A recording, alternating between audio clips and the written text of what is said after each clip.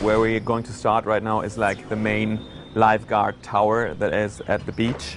We have cleansed this tower for other survivors to come over here to safety because they have been trapped in another beach hut at the end of the beach.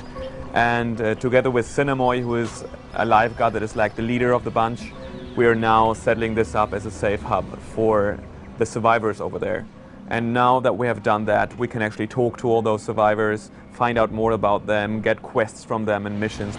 You did good, my friends. We're safe now thanks to you. But we won't make it long without food. If help don't come soon, we're gonna have to head to town. I'll try and find a ride. Maybe you could see if anybody here needs help. So this is Cinemoy, that is the lifeguard that actually we have been talking about right now, that has pretty much saved us when we were back in the hotel. And from this point on, we could go everywhere pretty much because this is open world environment, so we can actually walk around here, go over there, take down the road at the beach, go up to the hotel, or just go up to the lighthouse where we do want to go at this stage. So for that reason, I'm right now going to talk to Dominic, and that is an NPC that is trying to repair the antenna on the roof of this tower. This is hopeless! I'm going to use a workbench and I'm going to repair my baseball bat. But downstairs here, there is like way more stuff to do. There's a doctor trying to build up kind of a hospital here and searching for stuff. There's Hank here who's trying to repair the car that we could then use if we help him with that mission. And some other survivors in here that we could talk to. So on this way, of course, I'm going to meet zombies. That's going to be attacking me. And I have the possibilities to actually fight against them in melee combat using my knife. It's a short-range weapon, so other weapons are going to have a higher range. For example, the baseball bat is more useful when it comes to range attacks. I'm going to have the kick to actually get some distance between me and the zombies. And also I could throw my weapons towards the zombies when they attack me. I set you free! So these are my first enemies. So as you can see, this was now vessel zombies. These zombies are more like the weakest zombies in the game. They are more like dangerous when they're in groups. But in this case, they were standing up. I had enough time to actually get my weapons ready, destroy them. And you have different hit zones. So basically you can hit them in the head, you can break their arms, break their legs, and just go tactically for whatever the zombies is going to be that attacks you. So a fast zombie, you want to go for the legs. A zombie with a weapon in his hand, you want to go for the arms and stuff like that. But also you have the possibility to actually use the surroundings to get rid of the zombies.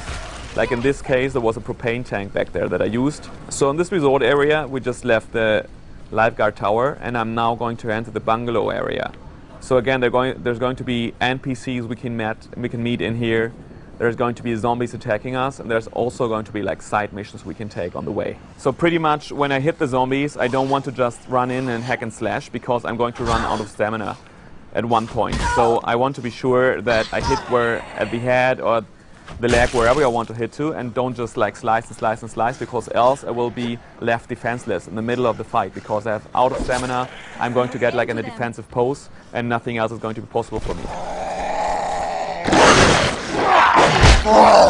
And now that I'm going to pass this bungalow, I'm going to see that there's actually a lady standing in there and she's asking for our help. In this case, I just don't want to help her, so I'm going to take her car and just leave her alone here. So yeah, you can take the car and you can drive over the island. It's one thing is a transport, of course. You can get from A to B way faster using a car, but the other thing, it's actually fun to go through the zombies and drive them into pieces. The other option that you have in the game is actually to take the fast travel system. So in the save hubs, there's going to be the possibility to actually get to a map and then say, I want to go to this area now, I want to go to this area now. Because the island is so big that else you're just going to be walking around forever. So these are the three options we give to you if you want to go to the different areas. So we're closing into the lighthouse, and here is another group of survivors that are trying to be safe from attacking zombies. So we get out of our car and are going to be welcomed by a guy that has seen us before. I can't believe you're alive. When we left Cinemoy, you looked like Jesus. Anyway, you better go see to James. I'm sure he'll be surprised as hell to see you still alive and kicking. Follow me, I'll take you to James. So we follow him inside, and I'm going to go to talk to James, who is kind of the leader of this bunch of people here. I'm James. You don't know me, but I sure remember you. So I'm going to take this mission. I'm going to be able now to talk to all the people in the lighthouse, again, getting new missions, getting to know them and their different perspective on the whole situation.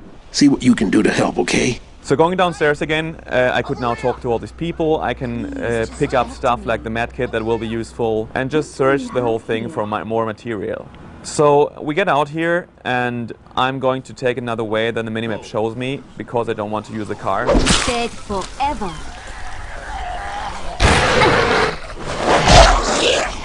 So as you can see here, some people actually try to spell help us with suitcases and crates.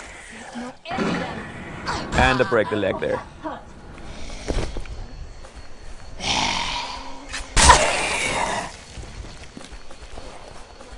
And off goes the head. So now what you can see here is the infected zombies. They're way faster, way more aggressive. And instead of just stumbling towards us like these vessel zombies, they're going to be really a pain in the ass when they attack you. So whenever you get into a group of zombies, pick your first target wisely, because if you just pick the vessel zombie, the other zombies, if they're like fully infected, are just going to plain destroy you.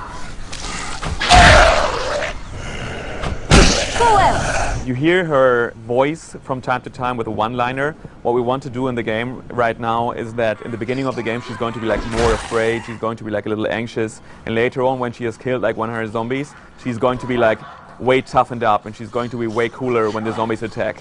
And that you will hear from her reactions when she has more skills, she has adapted new possibilities, she's going to be way tougher. So we're closing in onto her goal. What we want to do with the game here is that we show the beauty of the island that has turned bad. And so this is one of the best places to actually show that you would still think about, oh, this is a nice place to actually go on holiday and to relax for a couple of days. But at the same time, you're going to be constantly attacked by zombies and people trying to eat your brain. Here you can see that the island was once beautiful and really like a place where you might like to go with your girlfriend or whatever and just like say like, whoo, nice and quiet here. Another way what I can do is like if there are like 5 or 6 zombies attacking me, I can go into my special skill and just slash through them. And that skill, she is kind of in rage mode and she's going to attack violently and cutting down everything that is on her way. So in here you see like a big vessel zombie, and that's like a mini boss right now here. If he's going to hit me, then I'm not going to stay on my feet. So you have to be careful while attacking him. In the background of the game, what is actually happening, there's a storm coming to the island. So now that we're going to swap on the city, you are going to see the sky is darker, there might be rain coming down. And so everything is going to be more destroyed because it's later on in the process of the story. So Moresby is kind of the capital of the island. It's like the biggest town there, and like all the real Banoi people live there. And so the vibe of this whole thing is not like tourists anymore. It's not going to be all people in bikinis and bathing trunks and stuff like that. So it's more going to be like the real Banoians. So you can hear the bells while this cutscene is running, and this is pretty much a problem of the people that are in the church, because that church is actually a safe zone. Like a nun has actually brought people over there, and those people are caught in there because this ram zombie is pretty much blocking the door and trying to get in there because he's attracted by the bells, and all the other zombies are also attracted by the bells. So our main goal here right now is going to be finish off the bells, have them quiet down, and then the people are going to be safe again. But first of all, I want to show you the town a little bit. The whole city has been way destroyed because the zombies have pretty much taken over, and everything looks completely messy. So also we have new weapons right now. The machete is a really great weapon, especially for Xiang Mei, doing massive amount of damage and cutting off limbs. Maybe go for the head, off it goes. So I'm going to make use of my rifle right now just to show you the shooting mechanics once. But of course the game is trying to get mainly into melee combat because it's more realistic, and normally as a normal visitor on the island you're not going to be able to actually use pistols and guns all of the time, primarily because they're not there. So it's going to be focusing on melee combat, but we give it the option to also go into the rifle topic. So you can see, of course, the rifles are really effective, so we really keep it down to minimum because we want you to feel like you're really in close combat with a couple of guys who's they're trying to eat your brain pretty much. And this whole survival feeling is best with the melee combat. I set you free! There is another zombie that is actually really cool because you can use him in different ways. But when you get too close to him, what he's going to do is he's going to try to explode and take you down with himself. Going to take the fight on with the ram zombie, and he's really tough guy. So he's surrounded by kind of auxiliary zombies here that is going to help him out, but he's actually going to take them down if they stand in his way because he's really going for it. But you're going to say to have several of those guys running around. I mean, they have a background story and the reason that they are on the island, but it's not just going to be like one or whatever. It's the Lord's will that you be here. Agreed? So this is Helen, the nun that is actually taking care of this group, and she's asking us to now get rid of the zombie that is blocking the bell mechanics. Then we'll also build the sticky bomb craft that is pretty much a knife that has C4 on it. So when you throw it towards an enemy, it's going to explode when it gets stuck in the zombie.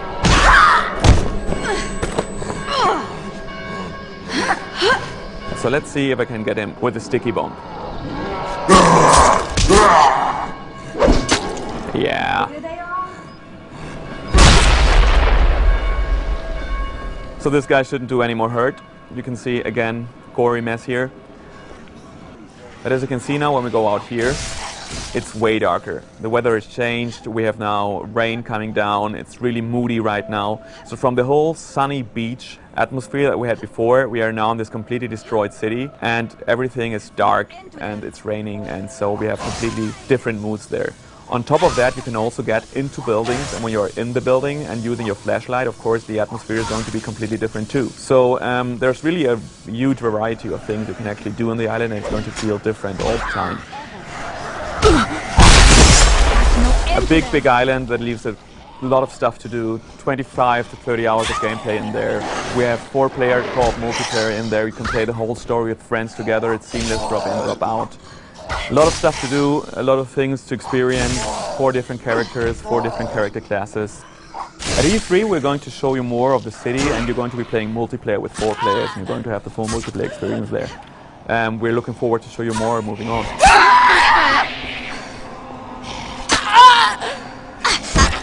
There's no end to them.